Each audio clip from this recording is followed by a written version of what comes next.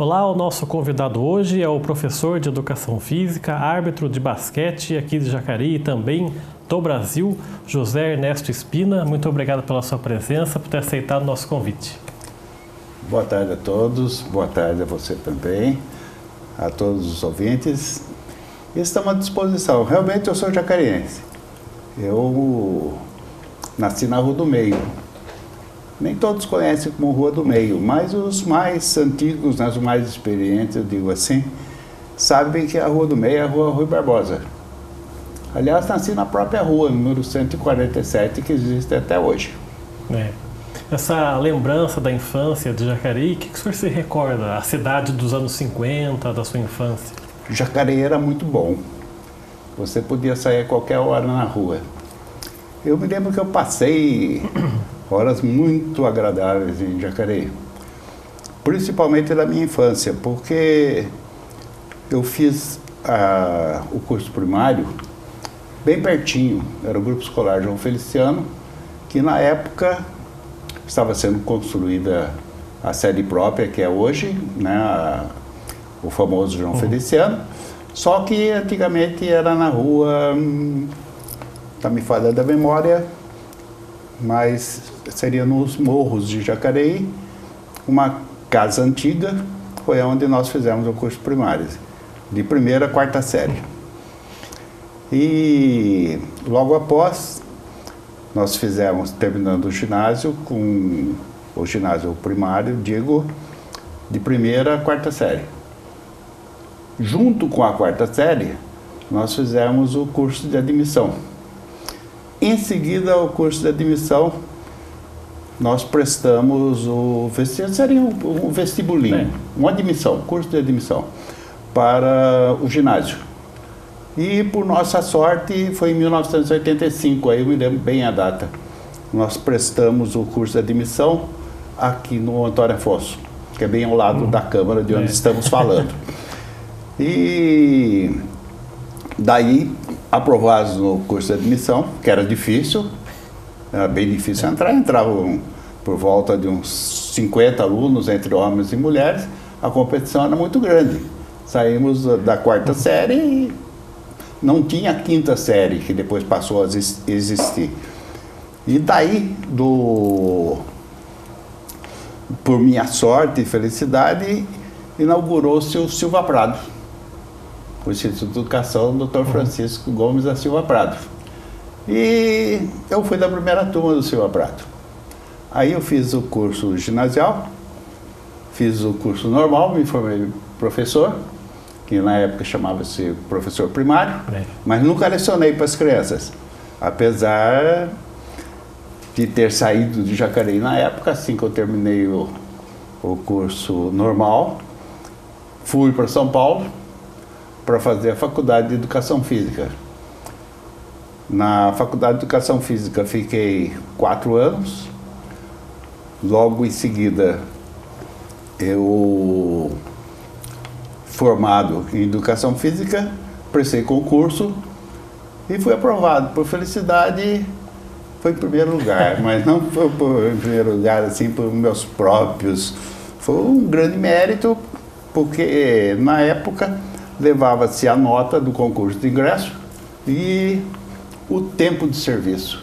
E eu já vinha lecionando desde os meus 18 anos, que eu comecei na escola agrícola aqui em Jacareí, em 1967. Os seus pais são do Jacareí também? Não, os meus pais não são de Jacareí. Eu vim para Jacareí também por causa do esportes. É muito conhecido, quem já leu o livro aqui de Jacareí, existe uma grande referência, principalmente feito pelo Jobanito Diniz, que foi um grande escritor nosso aqui da cidade. E ele publicou um livro nas ruas de Jacareí. Lá ele mostra bem por que meu avô veio para Jacareí. Então veio o Ratinho, que é meu avô. Veio da onde? Veio do Paulista de Jundiaí, do Palestra. Na época, Palmeiras, grande campeão, agora sul-americano, né? Parabéns pro Palmeiras. E nós tivemos também o Edmundo Pereira e mais 2 que eu não me recordo que vieram para Jacareí. O Carlos Cardarelli, o pai do Dr. Carlos Cardarelli, que é falecido. Mas os 4 vieram para jogar bola em Jacareí. Vieram para jogar no Esperança e depois transformou-se em Elvira. Então eu estou aqui em Jacareí pela bola. O motivo foi o esporte. Casou-se com a dona Carmen, que era uma costureira que veio de Jundiaí para cá, e casou-se com meu avô. Daí, meu pai veio para cá, logo quando foi inaugurada a escola profissional.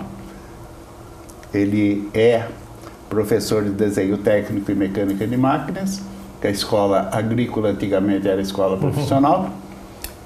E também a minha mãe, que era do lar, casou-se com meu pai, morava na rua Rui Barbosa, a Rua do Meio, onde eu nasci. Foi aí a história. E esse interesse do senhor pelo esporte começa na infância mesmo, adolescência? Começa porque eu fui criado praticamente dentro do mundo esportivo. Por causa do meu avô e tal, e meus tios também que jogavam bola. Mas aonde eu adquiri esse gosto pela educação física foi no Clube Trianon e também no Elvira. Eu adorava jogar futebol de salão. Era meu esporte predileto, junto com o basquete. Mas, porque jacareiense tem no sangue o gosto pelo basquete. Jacareí teve muitas façanhas dentro do basquete. Mas, da onde veio meu gosto, praticamente foi esse. Eu estava firme e todos os dias praticando futebol de salão ou Trianon. Eu era um grande goleiro.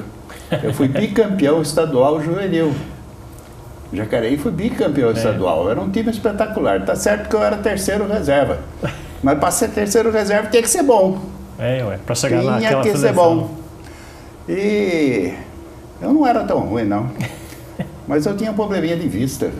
Eu era míope e não sabia. Aos 18 anos que eu descobri que eu tinha uma miopia, que eu carreguei quase por toda a minha vida. Só que, para minha felicidade, apareceu a lente de contato. Aí eu fui salvo. Que não tinha como jogar de óculos também, né? Não podia jogar e muito menos apitar. Você pode olhar aí que não existe nenhum juiz, nenhum árbitro de óculos. Hoje em dia existem umas lentes de contato super boas, excelentes, né? E essas lentes, na minha época, era uma lente dura. Então, até uma história que eu gostaria de contar. Eu falava, por que foi juiz de basquete e não foi juiz de futebol? E eu já tinha um espelho na minha frente, que era o Emílio Marques Mesquita, também de Jacareí, que na época passou pelo basquete e depois se projetou no futebol. Ele foi um grande árbitro. Mas, espelhando nele, eu resolvi apitar futebol. E não é que eu era bom. Futebol de campo ou salão? Futebol de campo. De campo. Futebol de campo. Eu era bom no futebol de campo. Com as minhas lentes de contato e tal. Aí, junto com grandes árbitros, Zé Astolfi, Lucílio Vanderlei Bosquila, etc., eu fui fazer teste na Federação de Futebol. Aliás, durante o dia foi um espetáculo. Eu achei, eu mesmo, eu era bom árbitro. Na parte mímica, assim, eu dava um show de bola, sabe? Porque basquete, tanto basquete como futebol, não tem só a parte da arbitragem em si. Você ser um puro conhecedor das regras de cabo a rabo, vírgula, ponto, etc. Que isso você adquire com o tempo, a sabedoria. Porém, a psicologia da arbitragem é a parte mais detalhista, a parte mais importante. Eu saí por esse Brasil afora dando cursos de psicologia da arbitragem e muitos outros cursos, muitas outras palestras, e eu sempre falava, a arbitragem é psicologia. Atentem para isso, você vai ser um grande árbitro.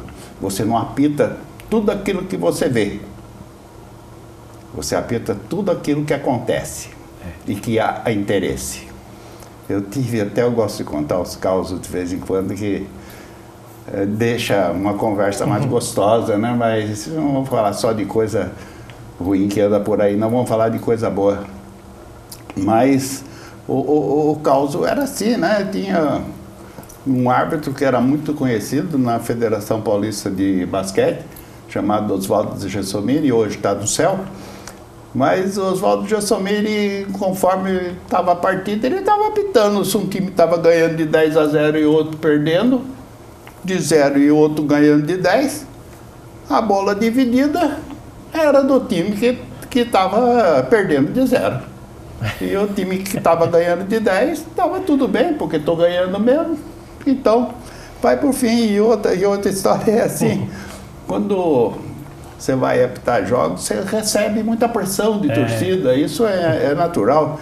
E quando você é um árbitro mais novo, logicamente aquilo influi mais. Depois torna-se até gostoso. Você fala, pô, hoje não tem torcida, não tem graça o negócio. Não tem ninguém para me xingar aqui. Ninguém conhece a sua mãe e tá tudo bem, né? Mas não é bem assim, não. A gente diz assim, na dividida é do time da casa. Isso, se falar para mim isso, falou, eu não. Hoje eu posso falar que já estou aposentado, eu posso falar na dividida é do time da casa. Ou se não, existe uma gesticulação, para vocês verem, né? A bola foi para lá. Aí, pi! A torcida inteira, né, do time adversário, fala, não, para lá, para cá. Para cá. E era assim, a gesticulação é muito importante. Você está conversando com um técnico, você tem que falar mais do que ele. Você tem que se expressar muito mais. Aí, eu quando dava cursos, né, e bastante cursos, uma das partes das minhas aulas era assim, eu colocava um aluno bem no canto da classe, numa parte bem longe, uns 4, 5 metros de mim.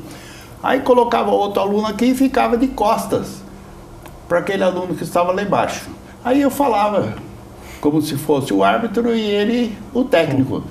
Você é um péssimo jogador, você é uma porcaria, você cala a boca e você não sei o quê, muito bem. Todo mundo que estava pensando, eu estava pensando que eu estava aplaudindo, falando bem para ele, e eu estava dando uma ordura no técnico, por falar no jogador. Para a gente encerrar esse bloco, nesses anos todos de arbitragem, né, de basquete, futebol, o senhor começou no futebol de campo, qual foi o jogador assim, mais difícil de, entre aspas, domar, mais chato, que mais reclamava? Ele passou por Jacareí, viu? Quem que era? Era o Carioquinha. Do basquete, né? Do basquete. Era o Carioquinha. Todo mundo de Jacareí, os que gostam de basquete, lembram bem dessa fase, mas ele era chato, viu? Nossa Senhora. A gente dizia, tinha um professor de inglês que falava, olha, para aguentar vocês, não precisa ter um só não sei se cabe bem falar, mas eu vou falar, não precisa ter um só não, precisa ter um cacho. O Carioquinha era assim, porque ele passava a partida inteira, um gesto que a gente vê sempre na televisão, que o Tite que usa, o técnico de futebol nosso, ele faz assim, fala muito. Esse era o Carioquinha, ele passava o jogo inteiro falando. Mas ele era tão inteligente, é inteligente, né? O Carioquinha, ele falava o jogo inteiro e não era um motivo para tomar uma falta técnica, para tomar uma expulsão. Tinha uma hora que ele chegava e falava assim, você cala a boca, que se você abrir a boca eu vou lhe dar uma falta técnica. Ele falava, mas só porque eu estou falando? E assim foi. Mas o mais chato era ele, com certeza. Tá certo, vamos fazer nosso primeiro intervalo aqui. O Gente em Destaque volta daqui a pouco, até já.